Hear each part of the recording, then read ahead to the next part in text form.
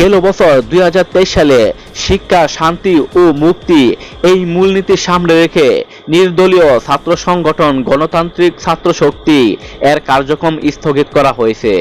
শনিবার মধ্যরাতে সংগঠনটির অফিসিয়াল ফেসবুক পেজে দেয়া স্ট্যাটাসে এই তথ্য জানানো হয়। ওই স্ট্যাটাসে বলা হয়, গণতান্ত্রিক ছাত্র শক্তির সব কমিটি ও কার্যক্রম স্থগিত ঘোষণা করা হলো। প্রতিষ্ঠাকালীন ওই ছাত্র সংগঠনটির সদস্য সচিব করা হয় নাহিদ হাসানকে, যিনি অন্তর্বর্তীকালীন সরকারের ডাক, টেলিযোগাযোগ ও তথ্য প্রযুক্তি উপদেষ্টা। অন্যদিকে যুব ও ক্রীড়া উপদেষ্টা আসিফ মাহমুদ ছিলেন সংগঠনের ঢাকা বিশ্ববিদ্যালয় শাখায় আহ্বায়ক।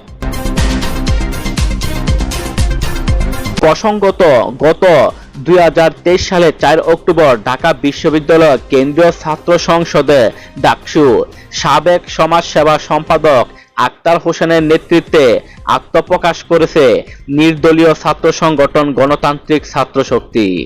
1 বছর মেয়াদী 21 সদস্য বিশিষ্ট কেন্দ্রীয় আহ্বায়ক কমিটি ঘোষণা করা হয়।